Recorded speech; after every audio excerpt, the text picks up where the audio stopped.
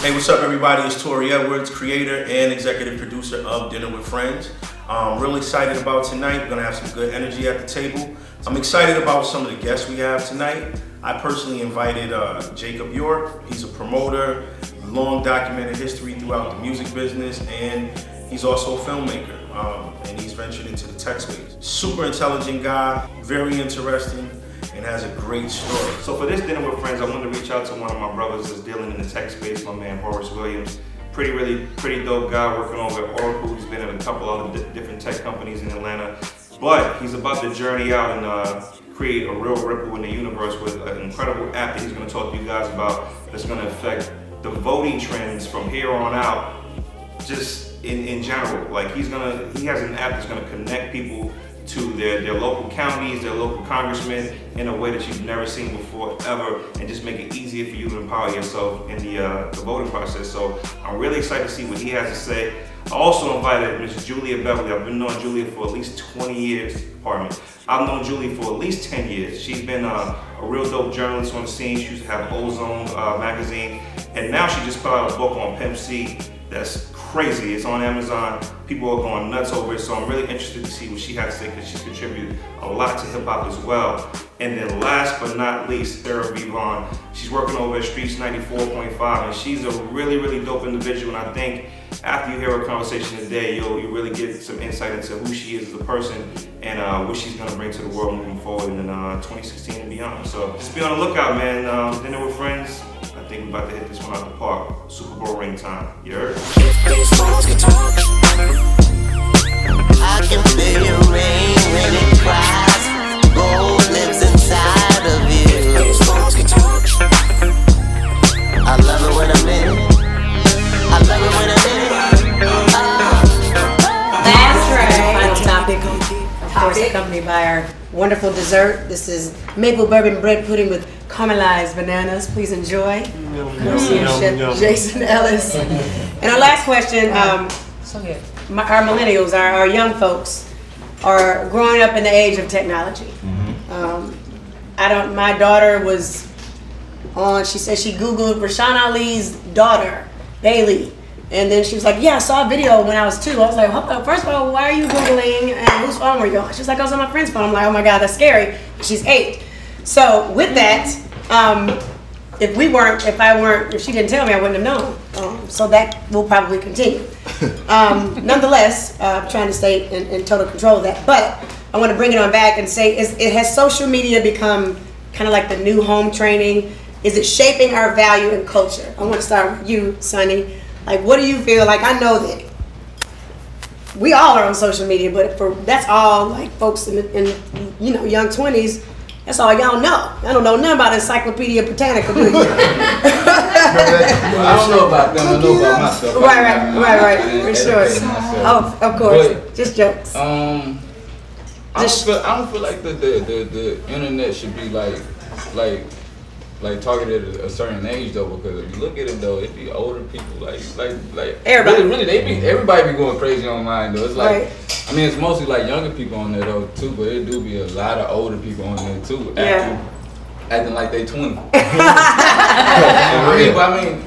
mean social media it's like it got as good as bad about it. So right. It gives you a lot of freedom to say what you want to though, but this one I feel if you don't like nothing with these kids, it's our fault. I was gonna say that's how I feel. It's you raise your not kids. just you, the village. Is you know the old saying, it takes a village to raise a child, and now we see that the internet it is. So we got to get on there and show through that because that's what they looking at. How you gonna stop the internet, bro? Huh? How you gonna stop that, man? I didn't say stop. No, I said you got to get on there. Like if you feel like something is bad on the internet. You gotta be that change to make, because a lot of stuff that we like to blame the young people. It ain't them.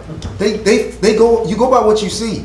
So you look up. They look up to us, and what they see, that's what they become. So if something is messed up in there, that's our fault. That's our generation because we didn't take control. And like you said, they all on the internet now. So if they all in, they learning from that. So it makes it harder to be a parent. But at the same time, the way I look at it though is like the internet, like like that makes a lot of these kids like a lot more smarter than like it does. You know what I'm saying? Like they not. We can't. You think smart or instantly experienced? I think I think it's more information. Let Sonny finish. Go ahead. Using like the iPad and all that stuff, and all these little kids using that. That's actually, I feel like that's kids being smart though, because like kids, I don't feel like kids 20 years ago would have been able to like do that like at 4 years old, like the way I'm seeing kids. No, I think the iPad is touchscreen. It is. That's like the kids at McDonald's pressing burgers to ring up your burger. I don't think that's the logic of it all. I think when we had computers, it was a lot different. You literally had to type in code to make things happen. So it's a little. I don't think that's what it is. I just think the kids have too much access too quickly to information without it being deciphered. But doesn't it generationally? Doesn't access to information always get faster?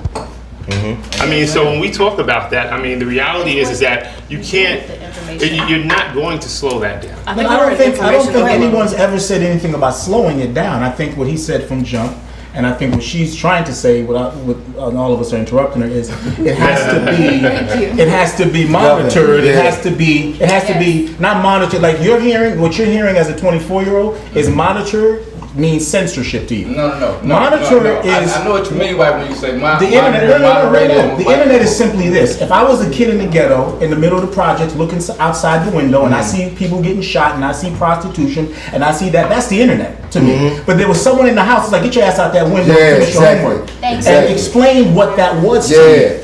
The internet is the same thing. It's just whoever's behind, what the kid sees out there has to be explained by someone on the other side. See, you gotta. That's the difference. A lot of kids are watching the internet and interpreting it in their own ways. Is what you. That's why the problem. That's the problem. Let a mother say something. Because I'm still considered a millennial because I'm not 30 yet. But I do have 2 children. One is 10 and one is almost 7. So, and they hate me for this. Beautiful and smart kids. Very, very smart. Thank you.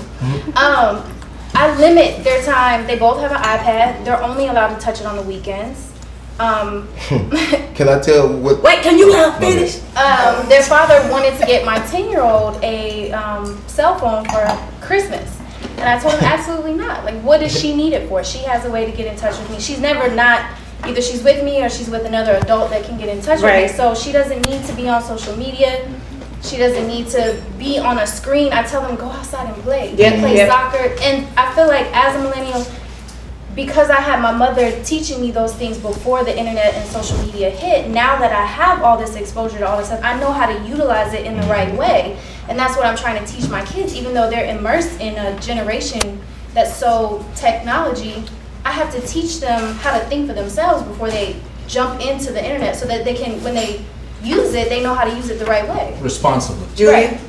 I was going to say, I think social media puts a lot of, people feel pressure to keep up or to compete. And a lot of the things they're seeing are not real. Like, people are presenting this image of themselves, like on Instagram or whatever, that's very like calculated, like let me make myself look better than, you know, and like people don't, people don't post their bad moments and their, I mean, sometimes they do, but you know, you're seeing something that's not real, like a false reality. I think you guys are right on with this, but I also think that, you know, it's definitely made us more connected, the internet and social media and stuff like that. But going back to, are we really smarter? I think we've created infolectuals, but not intellectuals. And so these infolectuals, they have this access to the information. They can quickly get it. I see it at Georgia Tech all the time. We can quickly access information. But in a job interview, if someone asks you, so why do you want to be at this company? They were like, let me go to my phone and see what company this is. Let me see how long y'all been in business. Let me see what y'all products are. But to be able to know how they connect to the world, how they end up affecting your life, what's the difference between the judicial branch and the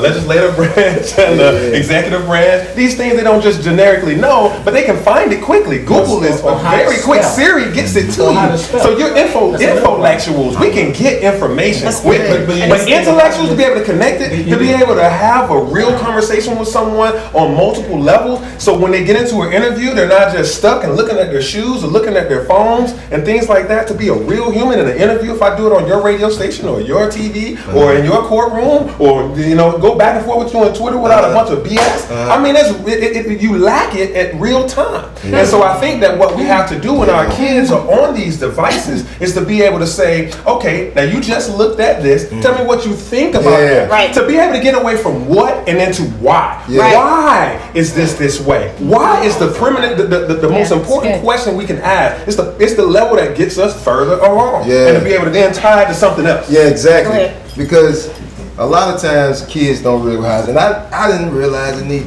When you're 15 years old, you won't be on Earth for 15 years. So you're grappling, you're getting all this information. You're trying to figure it out with your own 15-year-old mind. You see what I'm saying? And in 9 times out of 10, you're gonna be wrong. You see what I'm saying? Because you don't know. So that's where adult comes in, and like what I do, I kind of make like say for I got a godson. My godson, he was like, I said, hey, I was like, he said, man, they trying to give me $20 to go work at such and such. I said, you got to make them feel so stupid that they embarrassed. I said, well, go out there and get $20 right now.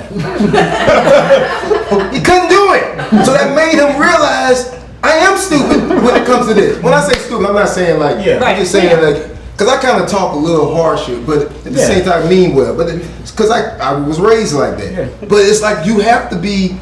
That's why I say it's our fault. You know what I'm saying? That's why I say it's up. If you got a problem, it's our fault because they don't have somebody right there saying.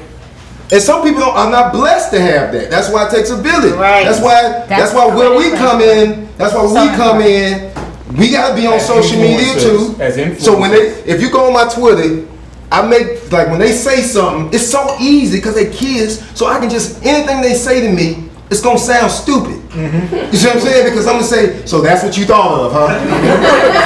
And they like, why you thought that? I'll say something like, I'm curious on where you coming from this. Now they gotta figure out how to back it up. Now they making themselves sound more stupider. You see what I'm saying? So now they got to figure it out. So I'm really teaching them how to use their, what is it, cognitive thing? I ain't got the words. And in the same sense, and it goes back to what Judge Hatcher said in our entree, it's just the family. It comes back to somebody telling you what is right and what is wrong. We grew up on NWA. We listened to it, but before my dad even let us put the cassette tape in, he explained to us what exactly was going on in Compton, California, and what exactly they were talking about. So now I can listen to that, but understand that my daddy taught me what was right and what was wrong. But we have the computer raising our children. We have Instagram showing these girls that it's okay to really want to be a stripper, or it's telling these girls that it's okay to show everything that you got and you 14 years old. Like that's what's going on. Let me give us a dose of hard reality here, because tragically I have seen kids get caught up in some situations that they can't get out of. A great example, a kid who is going into his senior year in Minnesota, great student, never been in trouble. He gets caught in sexting. A very zealous DA prosecutes him because he gets a nude photo of his girlfriend that she sends him. He then goes and sends it to all his boys. So now he's caught up in the sexting situation and also charged with child pornography, right? And so we have got to have these very serious conversations. And then I had a show dedicated to this, where a girl had been on the internet thinking she was dealing with a 15-year-old kid. It ended up being a predator. We had him set up as a fake predator. She gets into the situation. She goes out and meets him, and he says, "You better be glad Judge Hatchett sent me, because I would have snatched you into this van right here and never been heard from again." And so that's the other side of this conversation that we must have with families, with parents, and with children. And that is so true. Everybody don't have parents. But also there's got to be politicians getting involved in passing laws. You know, it's allowing kids to play in the streets without red lights and green lights. Let's really talk about this. That's another thing. It's big on, we got to crack down on industries being greedy and just trying to make profit on anything. Right. There's a lot of that. So it's a lot of other things because the parents are up against a whole. Say chasing. I won't say chasing. I say they're looking for that figure. they looking for that figure. I'm talking about. That's a lot. Yeah. They're looking for that figure because they don't have the father. Absolutely. You see what I'm saying? So they're looking for it, and men take advantage of that. You see what I'm saying? When you take advantage of that, that causes a snowball effect of what goes on with that, and that's where, as a man, like I don't see how a man can talk to a girl that's 20 at my age. There's like some sick people in our world. I don't know if it's where at 20 legally it's not sick, but I just can't have a conversation with a girl at 20. Not that she ain't saying nothing wrong, just I don't want to talk about that, or I don't want to do this. But men, I see dudes really talking to these girls and really, I'm like, what is wrong with him? Yeah, there are a lot of prostitutes who are very, very young and who come to my courtroom because men have said, I want to be careful that she's not likely to have AIDS or HIV. And that's a sick stuff. So you get these pimps now who are putting younger and younger and younger and younger and younger because she's considered clean. And we've had girls come in who were stripping, and I'm like, you cannot tell me that you did not know that she was 14. Yeah. You cannot tell me that. So look at some girls and come on. I was I know we got to roll. We do have to. But I'll say, going back to this millennials conversation, we were the millennials. We were. In the 80s and the 70s. We were, we were the Generation Xers, those. And I say that what we have now is we don't have a countercultural icon like we had the Cosby Show, we had all these other, of course. That's the same thing we're saying. But what we need is, like you said, you need this balance. But now we got 1,000 channels. You know why? We have 1,000 YouTube channels. We have all this. Because someone so what we need, if people at this table, or anywhere in this world, are not thinking about the next generation and helping it and working on it, and as you communicate, you don't cater to it in some kind of way to influence them, it's a problem later because that's the Social Security, that they're the ones that build into our Social Security, they're the ones that build into what's going to happen to our insurance rates. If they do something bad, it ends up. They're the people that got to take care of us later. They're the people that got to take care of us later. So I think that we have to next generation of parents. And the next generation of parents. So we have to affect them positively. But you know what happened? You can cut it off. You know what happened? Us as we was really kind of worse than this generation, honestly. But what happened was we didn't. The problem now, like he said, was real. We're trying to be them.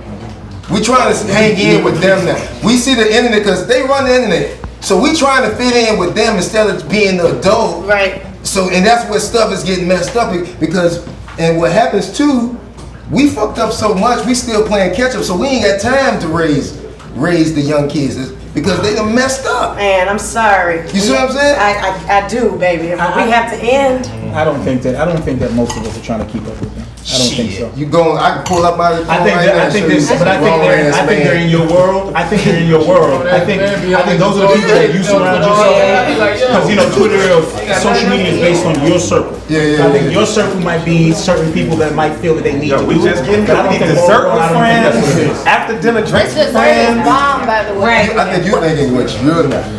No, I'm saying that I look at multiple sites all the time. Okay, guys, we have to end. We have to end right now.